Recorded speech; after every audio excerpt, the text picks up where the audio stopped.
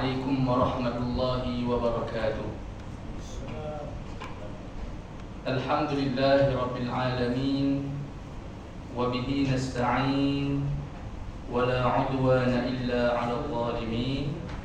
اللهم صل على سيدنا محمد وعلى آله وصحبه أجمعين. اللهم افتح قلوبنا في طلب العلم. Ya Allah, Ya Rahman, Ya Rahim, bukakanlah pintu-pintu hati kami untuk menerima ilmu-Mu, Ya Allah. Warzuqna al-ikhlasa fihi, dan kurniakanlah keikhlasan pada kami ini, Ya Allah. Wal amala bihi wan nashra bihi hatta ya'tiyana al-yaqin. Ya Allah, berikanlah kepada kami kemampuan untuk sama-sama kami beramal, seterusnya mampu untuk menyebarkan kebaikan ilmu ini sehingga mana nyawa kami diambil satu hari nanti. Amin, amin, amin ya rabbal alamin. Alhamdulillah, alhamdulillah, syukur kepada Allah Subhanahu wa taala. Malam yang berbahagia ni, Allah Subhanahu wa taala mengizinkan untuk sama-sama kita bertemu dan juga berpisah, tidak lain dan tidak bukan untuk mendapat redha Allah Subhanahu wa taala. InsyaAllah mudah-mudahan inilah yang kita nak tunjuk dan juga kita nak mempersembahkan di hadapan Allah Subhanahu wa taala, masa dan juga kudrat yang kita luangkan untuk meninggikan syiar agama Islam. Terima kasih saya ucapkan kepada Tuan Imam, ahli jawatan kuasa masjid, ibu-ibu, ayah-ayah yang dirahmati oleh Allah Subhanahu wa taala. Malam ni insya-Allah, sebelum kita memulakan pengajian kita pada malam ni, di dalam membahaskan tentang gambaran kehidupan ataupun sirah para sahabat Nabi sallallahu alaihi wasallam. Bahawa ni hari Sabtu, dan cukup seminggu lagi kita digemparkan. Di dalam dunia ni kita digemparkan dengan runtuhan ataupun kita sebut goncangan lah yang berlaku dekat Morocco, ataupun kita panggil Maghribi. Maghribi ni tempat siapa mengaji. Kalau kata Syekh Fisal mengaji di sana lah, Maghribi ataupun kita panggil Morocco. Maghrib, tempat matahari terbenam, maknanya tempat Maghribi lah, Maghrib. Selain pada itu juga, bahawa ni kita tengok data tu, mula duk ingat sikit je. Tengok-tengok 2000, daripada 2000 naik berapa dah ni? Saya terbaca tu dalam naik ke 5000. Cuma kena pastikan balik. Saya dah baca tu macam dalam angka tu memang bertambah lah. Kita bayang hari ni kami kalau kata dekat kampung Derang saja baru dekat 3-4 orang. 3-4 orang ya. Tu pun kalau kata tak ada, tu baru sikit. Tapi angka kita kata dalam 2000 tu boleh melenyapkan, kita kata menghapuskan kampung-kampung tu lah, bandar tu. Jadi hari ni kita minta Allah Subhanahu Wa Taala lindung kita. Sebab kita tak tahu. Apa yang akan terjadi pada hari dan juga esok hari. Dalam surah Luqman, Allah Subhanahu Wa Taala peringatkan kita. Dalam surah Luqman, habis ayat tu. Dekat habis surah tu Allah Taala sebut, wa ma tadri nafsun madza taksibu ghadan. Wa ma tadri, dan kamu tidak akan tahu, madza taksibu ghadan, apa yang akan berlaku esok hari. Kita tak tahu. Sama ada hari ni kita masih ada, hari ni kita tak ada, esok mungkin akan jadi benda-benda yang kita pun tak tahu. Wa ma tadri nafsun bi ayyi ardin tamut, dan kamu juga tidak akan tahu dekat tanah mana yang kamu akan meninggal dunia. Maknanya hal yang tu adalah ilmu ghaib, tentang hidup ajal kita ni kita tak tahu kat mana yang Allah Ta'ala nak ambil. Tapi hari ni persoalan dia, kita kena mempersiapkan segala amalan kebaikan kita. Selain daripada itu juga, segala apa yang Allah Ta'ala tunjuk dekat kita hari ini, tunjuk depan mata kita, boleh tengok sengsaranya. Mati dalam keadaan, kita sebut mati dalam keadaan faja'ah ni. Umat akhir zaman ni banyaklah ditemukan ataupun Allah Ta'ala tunjuk depan mata kita mati dalam keadaan mengejut, mautul faja'ah. Dah meninggal tu, bukan setakat yang tu macam mana kita bayangkan anak-anak yang kecil-kecil, tiba-tiba ayah mereka dah tak ada. Tiba-tiba anak-anak kecil ni, mak mereka yang mereka duk harap untuk hidup sekali ni, dah tak ada lah. Jadi hari ini kita persiapkan amal-amal kebaikan kita. Kita perturunlah ilmu-ilmu kebaikan kepada anak-anak kita. Mungkin satu hari nanti kita tengoklah macam mana yang adik tu, adik-adik dia yang berapa orang mati aksiden tu, 6 orang meninggal. 6 orang meninggal. Dan alhamdulillah hasil ilmu yang Allah Ta'ala tinggalkan juga seorang tu hadut mengaji, hadut jadi bilal. Bolehlah juga sekurang-kurangnya dia ni lah yang tolong imamkan dan juga mewarisi, nak boleh baca Quran, nak boleh baca doa dekat mak ayah dia. Jadi hari ni ilmu insya-Allah mampu mengubah kehidupan keluarga kita. Kalau isilah anak-anak kita dengan ilmu kebaikan, kalaulah satu hari nanti kita dijemput oleh Allah Subhanahu Wa Taala, yang tu dipatau untuk menjalani kehidupan ke arah kebaikan. Jadi ibu ayah yang dirahmati oleh Allah Subhanahu Wa Taala, baru-baru ni cerita pasal Morocco Maghribi ni. Kami di Lembaga Zakat Negeri Kedah, kita buat persediaan nak hantar pelajar-pelajar pergi dekat Timur Tengah. Ada dekat 121 orang yang akan terbang hujung bulan ni. 80 orang nak pergi ke Mesir, Qahirah. 80 orang nak pergi ke Mesir, 40 orang nak pergi ke Jordan, ada 1 orang perempuan nak pergi ke Morocco Maghribi. Kita doakan mudah-mudahan ini tajaan daripada duit-duit zakat lah ni. Duit-duit zakat yang kita bayar ni, seorang kita bagi 3,000. Seorang kita bagi duit tiket pergi dan juga duit belanja tu 3,000. Dan kalau kata pergi di sana mengaji tu pula, kalau kata mumtaz di Mesir akan dapat tahun depan 12,000. Mumtaz 12,000. Kalau kata Jaid Jidan 10,000.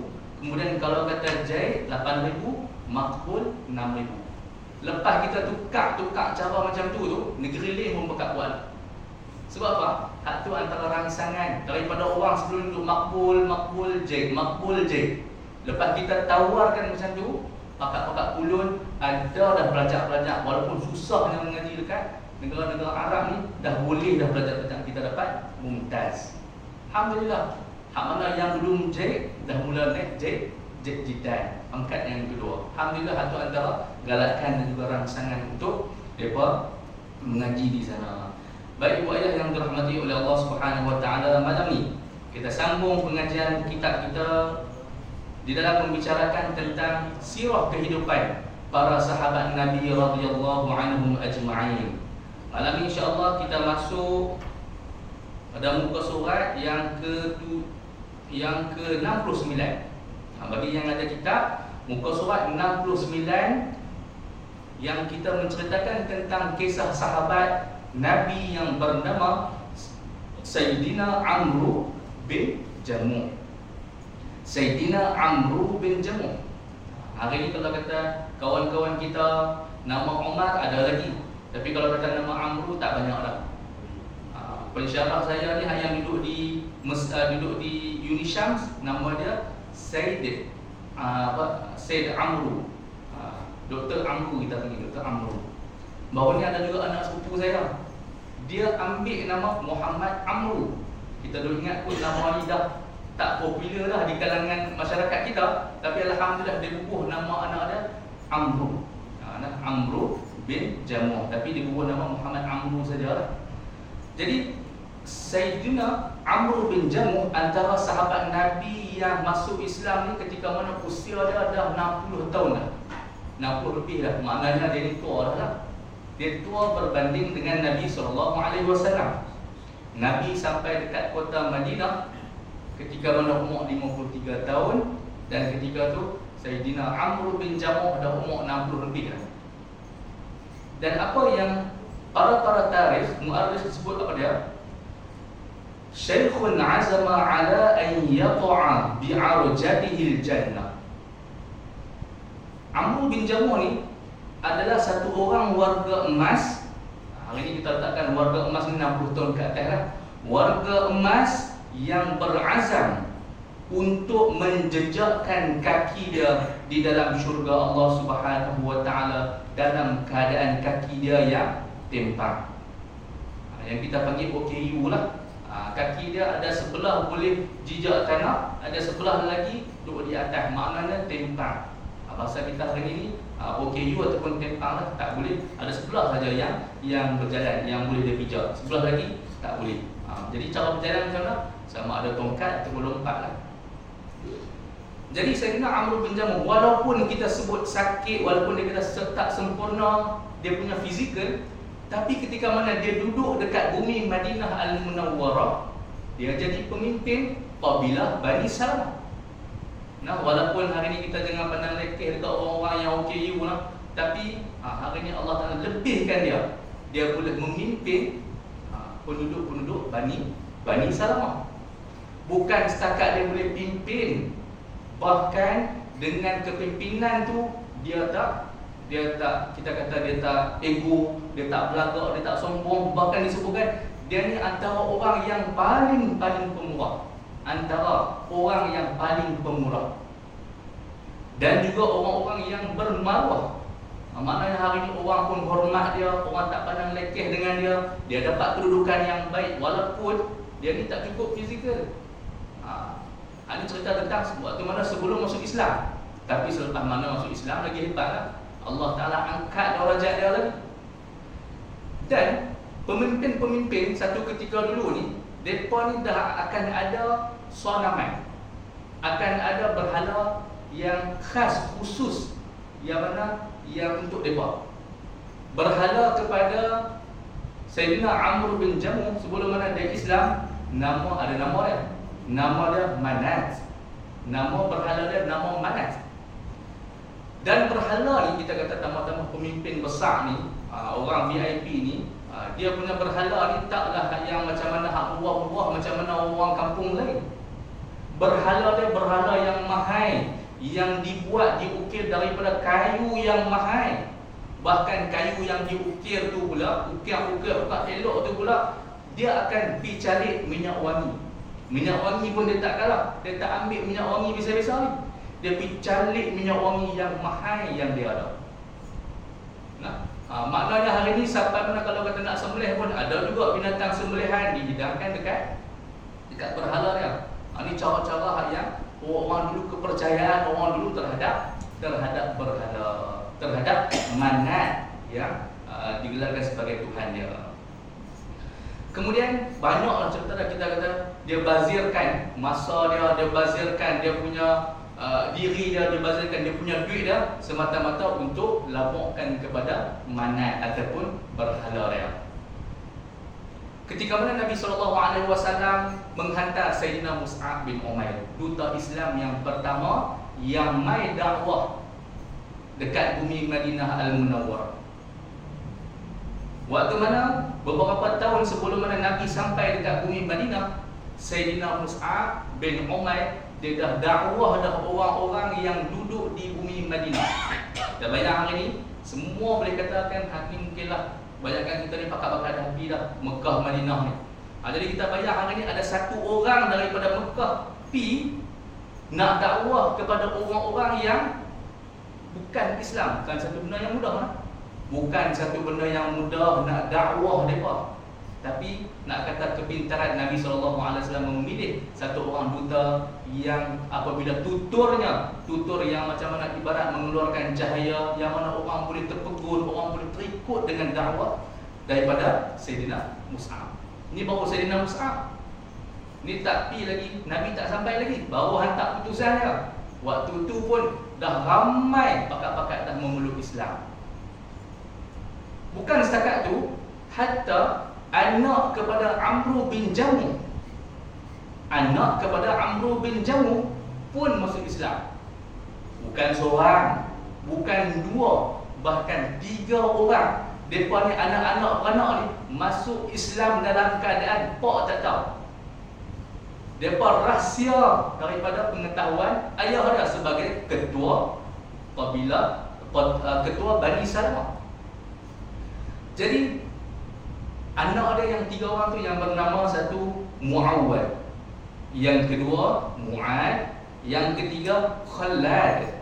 Orang Arab ni kalau kata ada anak lelaki ni kira memang mereka cukup bangga sangat-sangat lah. Ada anak lelaki ni kerana boleh mewarisi kekuatan keluarga, boleh mewarisi ni lah macam-macam. Jadi Muawwad, Mu'ad dan juga Khalad, tiga-tiga orang ni masuk Islam. Bahkan kawan-kawan sebaya dengan mereka juga yang bernama Mu'ad bin Jabal. Mu'ad bin Jabal pun masuk Islam sebelum mana Nabi SAW sampai atas tangan Sayyidina Mus'ab. Bukan zakat tu ibu-ibu dan ayah-ayah, orang yang mana yang tidur sebilik dengan Amr bin Jamuh pun masuk Islam juga. Siapa dia? Isteri dia. Isteri dia pun masuk Islam juga tanpa pengetahuan si abang ni.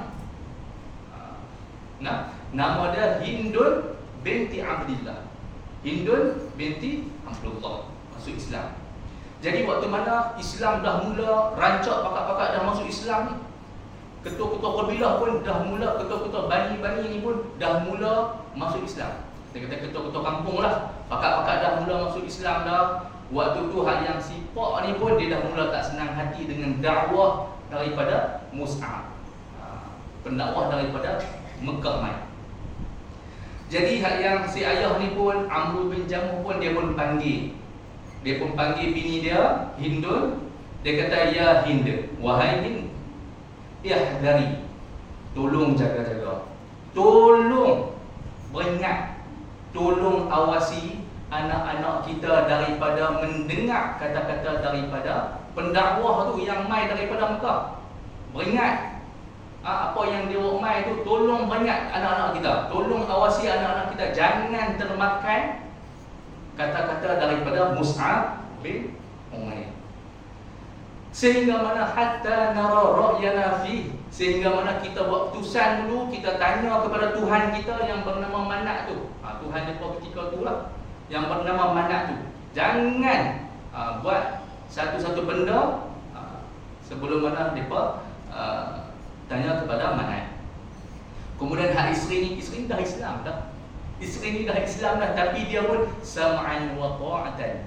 Dia pun dengar, dia pun patuh, tak bunyi apa, tak terbit apa pun kata dia pun dah Islam. Rahsia kan. Ni kalau kata hak yang seorang, bahkan bukan cakap seorang, 3 orang yang masuk Islam, macam mana depa rahsiakan daripada pengetahuan ayah depa. Kemudian dalam masa yang si ayah ni dia bagi tahu kat bini ni, kata tolong jaga-jaga, hak yang si isteri ni pun bagi tahu. Ni isteri ni bin peranan. Isteri memulakan peranan dakwah dah. Jadi hak suami duk bangkang ni, tiba-tiba hak isteri ni pun kesian kalau kata suami dia ni mati dalam keadaan kufur.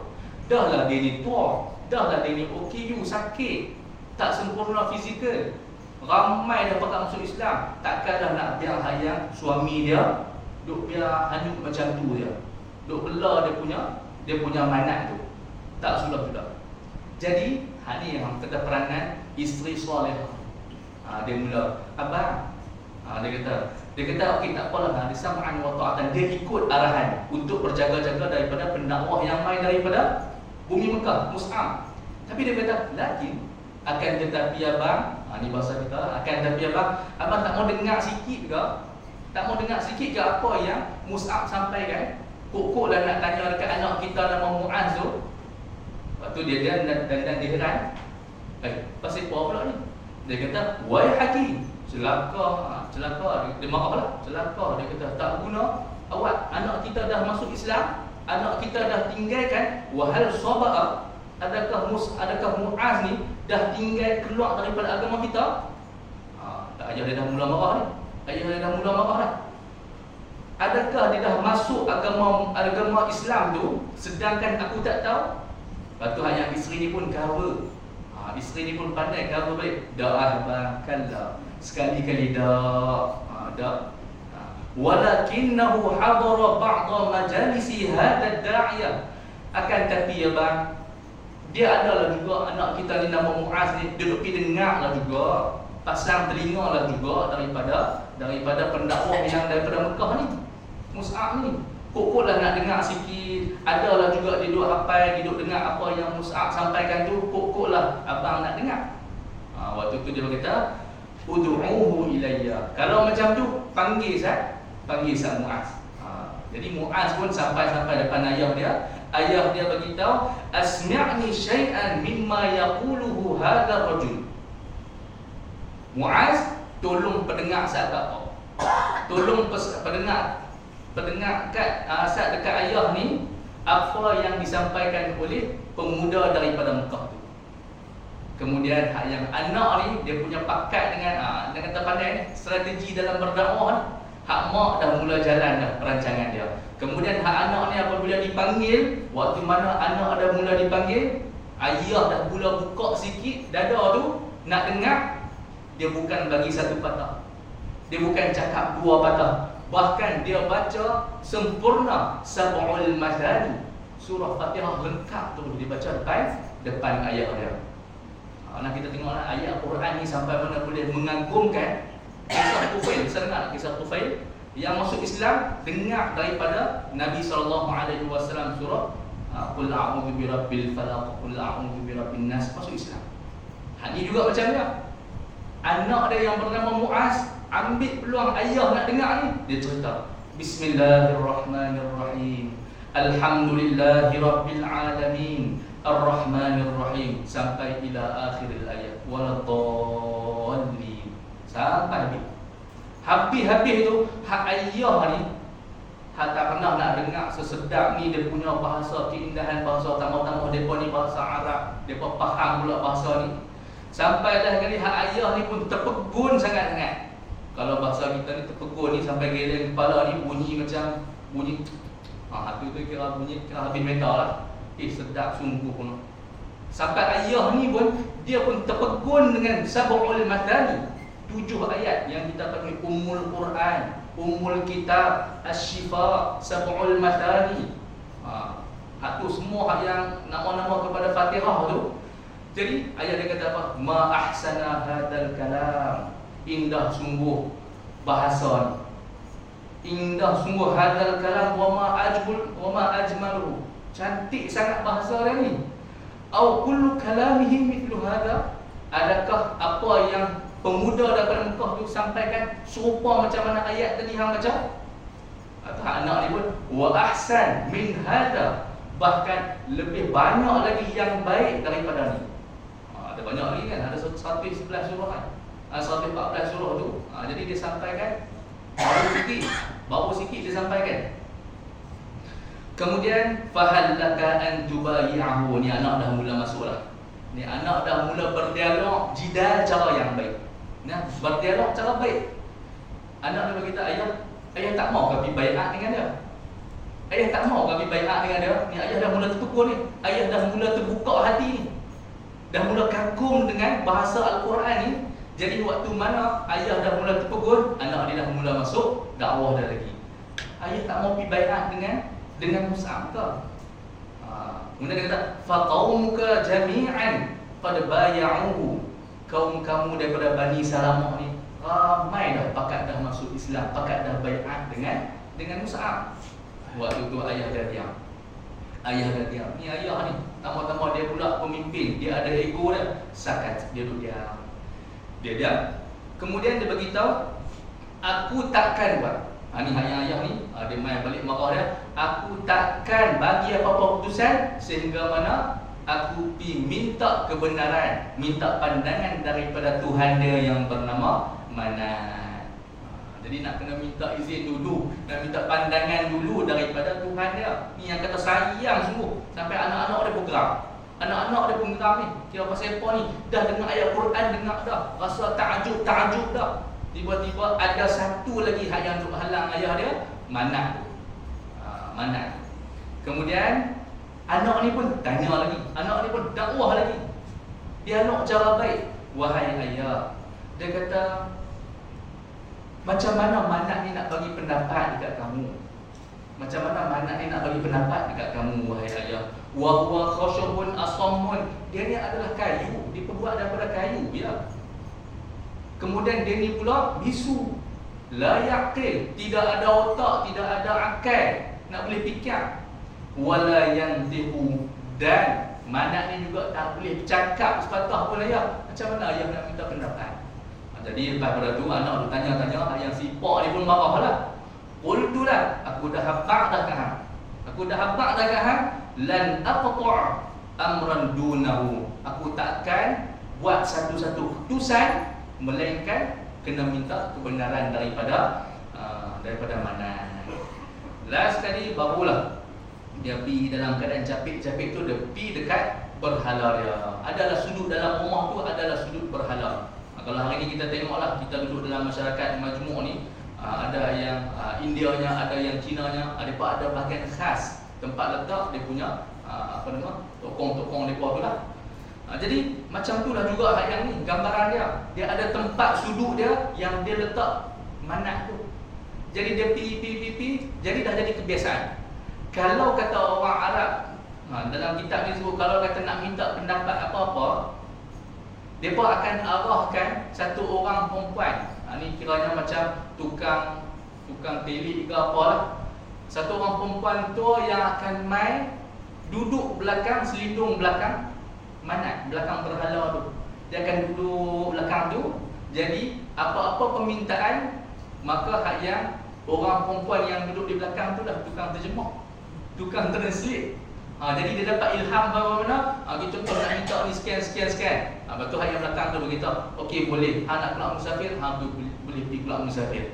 Jadi benda tu lah rupanya kena kecoh macam tu ya. Mail letak orang, tukang upah tolong terjemah pula pergi duduk belakang Manat tu. Jadi ayah ni pun walaupun benda tu dah kita kata dari sudut akal tu kiranya memang habis dah, tapi ayah anak tu geram macam tu lah. Ayah dia masih lagi duk berharap dengan Manat. Jadi dia berdiri depan Manat. Dia kata, wahai Manat, la raiba annaka qad 'alimta bi anna hadha ad-da'iyah. Tidak ada keraguan lagi. Hang pun tahu wahai Manat, ada pemuda yang mai daripada Mekah yang bawa ajaran supaya mana kami tinggal untuk menyembah kamu. Kemudian jadi saya tak mau berbai'ah dengan dia. Meskipun saya ni dah dengar daripada keindahan kata-kata daripada apa yang dibawa oleh Mus'ab. Jadi saya nak minta nasihat daripada kamu wahai Manat. Jadi apa pandangan kamu wahai Manat? Ditanya depan Manat tu. Kemudian hak orang perempuan belakang tu pun mungkin soalan ni pelik daripada lain kot. Payah dia nak jawab dah kali sengap tak ada jawapan apa. Sengap tak ada jawapan apa. Mungkin soalan ni soalan yang payah, luar kotak nak jawab ni. Perempuan tu pun sengap, tak ada. Lepas tu dia beritahu, la'allaka qad ghadibta. Mungkinlah hang duk tengah marah dekat aku kot wahai Manat. Dia beritahu hang tengah marah dekat aku kot. Wa ana lam asna' syai'an yu'dhika ba'd. Dan aku takkan buat lagi benda-benda yang akan menyinggung perasaan kamu wahai Manat. Jadi selepas itu dia tinggalkan beberapa hari. Jadi mungkin selepas tu dia akan tanya baliklah. Dia akan tanya balik, dia tak apalah. Mungkin aku akan biarkan hang beberapa hari sampai mana hang yang relax, tenang balik, aku akan tanya balik pendapat kamu wahai Manat. Jadi selepas mana hak yang anak ni pun tengok dengan si isteri pun tengok tak kesudah, tak selesai juga dengan pak ni. Macam mana ni orang pakai Islam dah ni, cerita-cerita dah ayat Quran ni, tapi tak mau juga. Last sekali dia rancang. 3 beranak ni rancang sekali dengan sahabat karib mereka ni nama Mu'ad bin Jabal. Dia rancang kita angkat berhala pak mereka ni pi hawin dekat tong sampah. Kita kata telaga Bani Salamah dulu lah, tempat orang buang sampah, tempat orang buang najis, apa kotoran-kotoran tu, semua ada dekat situ. Mereka buat keputusan, waktu mana ayah mereka tidur, mereka angkut. Malam yang pertama, mereka angkat Manat tu pi usung hawin dekat tong sampah. Telaga lah, kita ini tong sampah lah. Mereka ni hak yang mereka korek. Jadi hak yang malam pertama, mereka balik. Selesai tu, dah orang dia pun penduduk-penduduk kat situ pun tak tahu. Dia pun ni cover line senang semua. Kemudian hak yang keesokan hari tu, hak yang si Amr bin Jamuh ni nak pergi lah tanya pendapat. Gaya pipi dekat sudut yang tempat letaknya berhala, pipi tengok, tak ada lah. Hak semalam mungkin marah dekat dia. Tengok-tengok hari ni, tengok-tengok hilang lah. Waktu tu dia marah. Dia marah sungguh-sungguh lah. Yang ayah dia punya sayang dekat mana dia marah. Dia tanya, pakat-pakat tak tahu, pakat-pakat tak ada jawapan. Lah kali dia ni, dia kata, wailakum. Selakau sungguh, wail. Dia kata, marah sungguh lah bahasa ni. Wailakum, man ada ala ilahina hadihil laylah. Siapa yang telah mengkhianati Tuhan saya malam tadi. Dia duduk jerit. Dia duduk jerit-jerit lah kali dia pun keluar. Dalam keadaan capek-capek tu, dia keluar, dia cari. Tengok, jumpalah dekat tong sampah. Jumpa dekat tong sampah tu pula dalam keadaan terhina sungguh. Dalam keadaan hina sungguh manak tu, yang dia mulia sangat-sangat ni. Macam mana hinanya? Hak yang kepala berhala tu duduk di bawah, hak yang badan duduk di atas. Maknanya pacak kepala terjunam. Waktu tu dia ni tengok tak lama dia pun angkat. Dalam keadaan kita kata susah dengan tak apa cukup fizikal ni, angkat buat balik. Dalam keadaan dia ni pun rasa serba salah, rasa sedih. Siapa yang dibuat Tuhan dia macam ni? Dia bawa balik, dia pergi basuh. Dapat basuh, dia bubuh lumuk pula minyak yang paling wangi yang dia ada tu. Dia letak balik tempat tu. Sampai dia pun tak tahu lah. Kalau kata sampai dia beritahu, kalau aku tahu siapa-siapa yang buat dekat Tuhan dia akan ancam orang yang dibuang ni. Kemudian malam yang kedua, yang si ayah ni pun letih dah. Balik tidur, ayah pun tidur dalam bilik. Hak yang tiga beranak ni bersama dengan Mu'adz bin Jabal buat lagi perancangan yang sama. Bukan setakat malam pertama dah malam kedua buat lagi benda yang sama. Lepas tengok ayah mereka pun dah mula tidur nyenyak dah. Jadi orang tua ni yang tidur tu kira tak sedap apa lah. Tak sedap apa lah. Jadi waktu tu lah mereka ambil mereka perancangan mereka hawil lagi tempat yang sama. Esok pagi hak yang si ayah ni pun gaya nak pergi berdoa dekat dia, tengok tak ada dah. Marah dah. Hak pertama pun marah, hari kedua pun hilang lagi. Macam mana perasaan si ayah ketika tu? Lagi baran lah, lagi panas lah, lagi taram. Marah semua cari. Tengok duduk tempat yang sama lagi. Orang ataupun dia kata Tuhan yang dia mula tengok duduk dalam tong sampah duduk dalam najis yang Bani Salamah Kemudian malam yang ketiga jadi benda yang sama. Sampai mana disebut para pemuda tersebut kullu yaum, setiap malam. Bukan kita setakat 2-3 hari ada, kullu yaum, sampai berhari-hari, bermalam-malam mereka buat benda yang sama. Sampai mana ayah ni pun dah letih dah. Nah, kalau kata Tuhan takkanlah sampai tahap tu, tak boleh bela diri sendiri ke? Dan waktu mana yang dia pun kita kata yang malam sebelum mana dia nak tidur tu, dia ambil satu pedang dia letakkan dekat leher manak tu. Dia beritahu, inni wallah, sesungguhnya demi Allah, ma a'lam man yasna'u bihadzal ladzi tara. Aku tak tahu dah. Dengan letih dia pun tak apa nak sihat, mengantuk kan. Aku tak tahu siapa yang buat dekat kamu ni wahai Manat. Aku tak tahu. Kemudian fa in kana fika khair, kalaulah dekat kamu wahai Manat ni ada kebaikan, kamu boleh lawan, kamu boleh bercakap, kamu boleh buat apa sajalah. Kalau dekat kamu ada kebaikan, fadfa' syarr, maka kamu elaklah kejahatan-kejahatan yang orang akan buat dekat hang. Kemudian wahada saif ma'ga, dan hari ni aku letakkan pedang, malamnya aku letakkan pedang dekat tengkuk. Kalau kata jadi apa, hang bela pandai-pandai bela sendirilah. Kemudian akhir sekali waktu mana ayah mereka pun dah tidur, anak-anak ni pun pastikan ayah ni tidur jerap elok dah, mereka pun angkut kali ni. Sebelum mana mereka angkut, mereka dah ambil sembunyi dah pedang tu. Mereka dah ambil pedang tu, mereka sembunyi dah. Lepas mana mereka sembunyi, yang pedang tu yang digantung dekat tengkok manat tu, depa jumpa pula bangkai anjing. Jadi hak pedang tu, hak duduk dekat tengkok, lah kali depa ikat gantung dekat manat. Maknanya hak pedang tu dah digantikan dengan bangkai anjing. Hina dah? Hina. Last sekali esok pagi, mana ayah ni pun mangkit tengok-tengok, tak ada pula dah. Lepas tu dia tengok-tengok tak ada ni, dia pergi cari. Dia kata mungkin kat situ lah. Dia pergi tengok sungguh. Dia tengok pedang yang aku letak kat hang pun tak ada juga wahai manat. Pedang pun hilang dah. Bahkan dekat pedang tu tak nak ganti pula dengan bangkai anjing yang duk sangkut. Kemudian keluarlah kata-kata terbit daripada mulut Sayyidina Amr bin Jamuh. Disebut apa? Wallahi, demi Allah, lau kunta ilahan, kalaulah kamu Tuhan, kalaulah kamu berkuasa, kalaulah kamu Tuhan, lam takun anta wa kalbun, kamu tidak akan berada bersama-sama dengan anjing yang mana yang dah jadi bangkai itu. Wasata bi'rin fi qarnin, dekat tengah-tengah kita kata yang telaga yang penuh dengan najis, penuh dengan sampah penduduk dia sendiri. Jadi selepas daripada itulah dia pun mengucapkan kalimah syahadati alla ilaha illallah wa anna Muhammadur Rasulullah. Dia pun masuk Islam. Jadi bahagialah yang si Hindun, Sayyidatina Hindun, bahkan dengan anak-anak ada 3 anak semua pakat seronok dengan kemasukan Islam ayah mereka ataupun suami kepada Sayyidatina Hindun.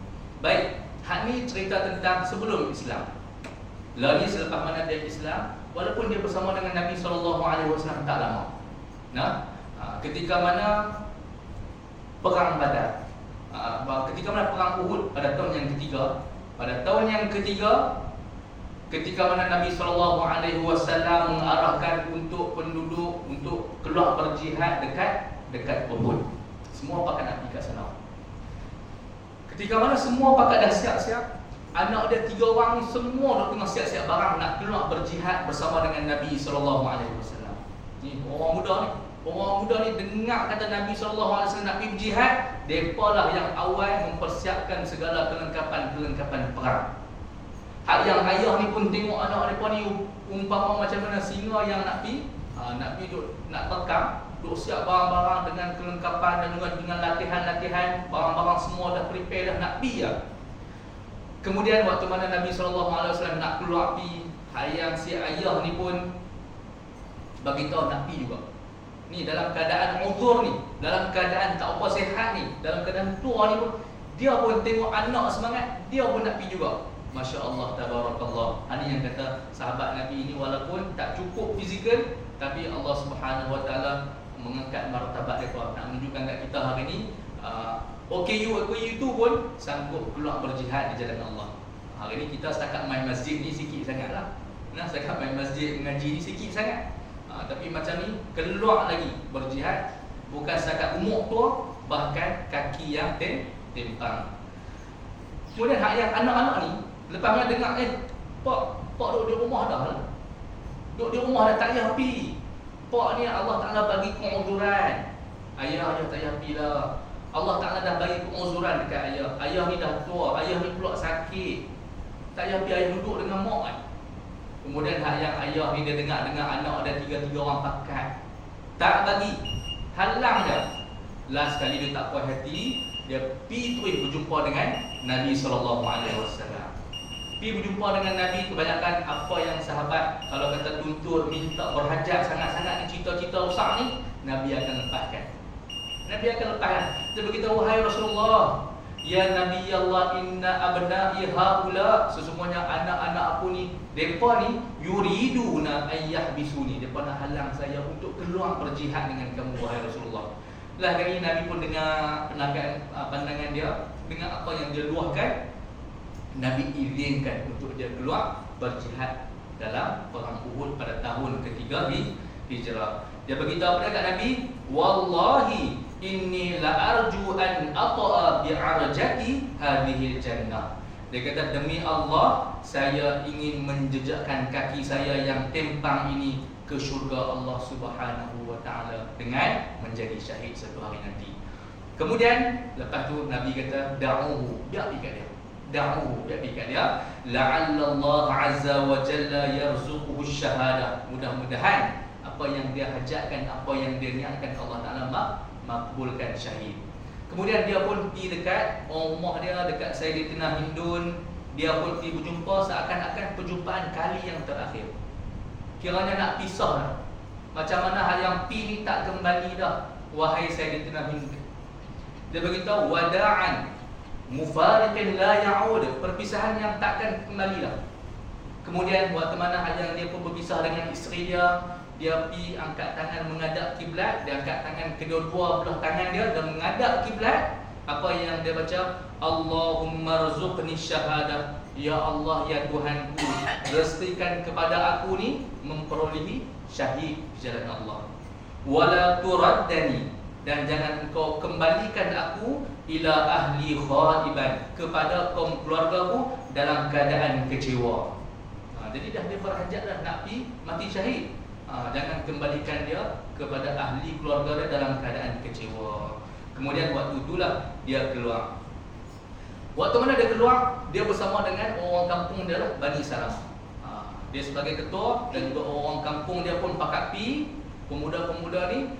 Jadi ketika mana kita tahu dalam perang Uhud tu, dia adalah berlakunya kita kata berselerak lah, berselerak sehingga mana Nabi SAW pun naik dekat atas kaki bukit. Yang kita tahu Nabi SAW duduk kat sana pun ada yang sampai gigi patah, dan juga sampai Nabi SAW pun pingsan. Ceramuk habis dah, sebab dekat bukit rumah tu dah ada yang sahabat-sahabat turun ke bawah kan. Jadi Sayyidina Khalid Al-Walid pakai strategi dia naik, maka dia bunuh mana yang ada di atas. Waktu itulah yang mula berselerak. Waktu mana dah mula berselerak, yang mana kumpulan bersama dengan Nabi SAW dah susut elok-elok semua tu, waktu tu dah berselerak dah. Ada yang pindah dekat bukit, ada yang berselerak. Ketika tu Sayyidina Amr bin Jamuh keluar.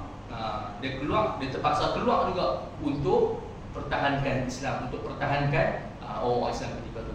Dia pula dalam keadaan kaki satu sebelah ya, dia lompat. Ketika itulah Allah Subhanahu wa taala memakbulkan doa dia untuk gugur sebagai syahid dalam perang Uhud. Jadi selepas itu dalam masa yang sama juga anak dia duduk backup di belakang. Musuh yang mai, anak dia duduk backup. Tapi takdir Allah Subhanahu wa taala bukan setakat dia saja, bahkan anak dia yang berada dekat belakang tu yang bernama Khalad, yang tu pun gugur syahid. Ni ayah anak ni backup ayah sampai mana ayah meninggal, tengok dia pun terkorban juga. Tak gamak nak tengok ayah dia. Last sekali dah depa ni rindu sangat-sangat apa yang terbit daripada mulut si ayah ni. Ketika mana walaupun dia berselerak habis, dia terpaksa dia keluar juga untuk berlawan, walaupun dia tak cukup fizikal ni. Dia beritahu apa? Dia sebut dia dengan suara yang lantang, inni la mushtaqun ilal jannah, inni la mushtaqun ilal jannah. Dia kata sesungguhnya aku rindu sangat-sangat kepada syurga. Aku rindu sangat-sangat kepada syurga Allah Subhanahu wa taala. Last sekali dia pun meninggal, anak dia yang bernama Khalad pun meninggal dunia. Kemudian selepas mana tamatlah peperangan. Nah, kita tengok yang umat Islam ketika tu meninggal dekat 70 orang. Dekat 70 orang, antara yang Nabi SAW sedih sangat-sangat buat menakan Nabi lah, yang bernama Hamzah bin Abdul Muttalib, kemudian Abdullah bin Jahsy, Mus'ab bin Umair yang saya beritahu tadi, duta Islam yang pertama tu, yang ajak tu, yang tu juga gugur dalam keadaan tangan dia dipotong. Kan dia pegang panji-panji Islam ketika tu kan, dia pegang bendera, tangan dia pun dipotong. Kemudian Hanzalah yang baru menikah ya, dengar kata hal yang disuruh berjihad, keluar juga berjihad, mati ketika mana dalam perang Uhud. Kemudian Abdullah bin Jabir, Utbah bin Rabi'ah, kemudian Abdullah bin Amr. Ketika mana Nabi SAW mai tengok sahabat-sahabat dekat 70 orang meninggal dunia ni, ketika tu Nabi beritahu, khalluhum bidimatihim wa jirahihim fa ana syahidu alaihim. Nabi kata tanamlah, biarkan mereka punya jasad ni bersama dengan darah-darah dan juga dengan luka-luka. Tanam mereka ni jenazah-jenazah sahabat-sahabat yang gugur dalam syahid ni, sekali dengan luka-luka dan juga baju-baju mereka yang penuh dengan luka. Fa ana syahidu alaihim.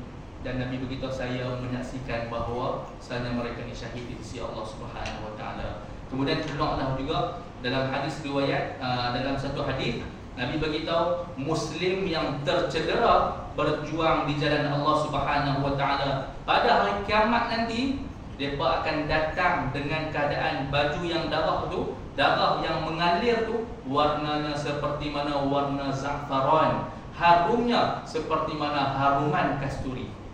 Jadi Nabi berkata hari kiamat nanti sahabat-sahabat yang meninggal ni akan mai di hadapan Allah Subhanahu Wa Taala, akan mai berjumpa dengan sekali dengan dia punya darah, bahkan darah tu ibarat macam mana za'faran, warna merah kan. Kemudian pula bauan daripada darah tu adalah seharum kasturi. Kemudian Nabi bagi tahu, Nabi memerintahkan kata kebumikan Sayyidina Amr bin Jamuh sekali dengan sahabat dia yang karib. Dia ada sahabat baik dia, iaitulah yang bernama Abdullah bin Amr di dalam tempat yang sama.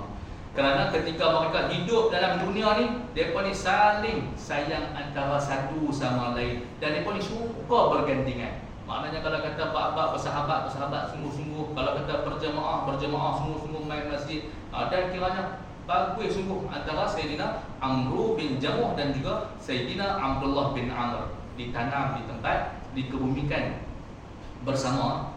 Jadi ini antara sikit sebanyaklah, mudah-mudahan Allah Subhanahu Wa Taala meredai keluarga Sayyidina Amr bin Jamuh, bahkan sekali dengan anak-anak dia, bahkan sekali dengan isteri dia yang sangat-sangat kita kata berterima kasih dengan atas dakwah dia, yang kita kata peluang dakwah tu membuka hati si ayah untuk menerima hidayah daripada Allah Subhanahu Wa Taala. Baik, jadi insya-Allah apa yang kita nak ambil pengajaran pada malam ni daripada kisah Sayyidina Amr bin Jamuh. Yang pertama sekali, Allah Subhanahu Wa Taala mampu bagi hidayah macam-macam cara. Allah Ta'ala mampu bagi hidayah macam-macam cara. Ada yang mana masuk Islam dengan ayat Quran, ada yang masuk Islam dengan kita sebutkan dengan dakwah berdialog, macam hari ni kat belah-belah UK dan sebagainya, berdialog cara baik, dan dia pun terbuka hati untuk memeluk agama Islam. Kemudian yang kedua, umur yang tua tapi tetap untuk mempertahankan kalimat Allah Subhanahu Wa Taala. Kemudian walaupun dia ni OKU, tetapi tetap bagi 100% untuk agama Allah Subhanahu Wa Taala. Hari ni kita setakat kita nak main masjid, kita pula hari ni semua cukup sifat tubuh badan, hari ni kita buatlah kebaikan-kebaikan yang mana mampu untuk kita laksanakan. Selain daripada itu, peranan isteri dan juga anak-anak membantu. Kalau kata ayah dah mula pergi menyimpang jauh, planlah macam mana pun, macam mana nak selamatkan si ayah. Planlah macam mana pun, pasti akan ada jalan. Jadi hari ini kita tengok peranan si ayah, peranan si ibu, peranan si anak membantu untuk mengislamkan ayah mereka. Kemudian juga sebab apa kalau kata nak masuk, sebab apa hari ini paling duk nak sangat ayah mereka masuk Islam. Kalau kata ayah mereka masuk Islam, orang-orang kampung yang lain pun lebih mudah untuk masuk Islam, sebab ketua kampung masuk. Kemudian mereka ni juga ada sahabat dunia akhirat, Sayyidina Mu'ad bin Jabal, sentiasa bersama dengan anak-anak muda ni. Kemudian 3 orang anak yang soleh dan juga dikurniakan dengan isteri yang solehah. Dengan suratul Fatihah membuka hati Sayyidina Amr. Kemudian bercita-cita juga syahid untuk mati di dalam medan peperangan. Allah Subhanahu Wa Taala memakbulkan doa Sayyidina Amr bin Jamuh. Jadi insya-Allah mudah-mudahan Allah Taala berkati pengorbanan daripada Sayyidina Amr bin Jamuh, dan insya-Allah kita ambillah kebaikan-kebaikan ini untuk sama-sama kita motivasi buat segala kebaikan yang masih ada sepanjang usia kita masih diberi oleh Allah Subhanahu Wa Taala. Jadi insya-Allah pada bulan depan kita akan ambil sahabat Nabi yang nombor 10 pula, iaitulah Sayyidina Abdullah bin Jahshin, iaitulah orang pertama yang digelar Amirul Mukminin. Yang kita tahu Amirul Mukminin ini Sayyidina Umar Al-Khattab kan? Tapi sebenarnya orang yang lagi awal yang digelar Amirul Mukminin iaitulah Abdullah bin Jahshin. Jadi insya-Allah sekadar itu sahaja daripada saya perkongsian pada malam ini, yang baik daripada Allah Subhanahu Wa Taala, yang kurang dan juga kelemahan itu daripada diri saya sendiri. Aqulu qouli hadza wa astaghfirullah li wa lakum. Assalamualaikum warahmatullahi wabarakatuh.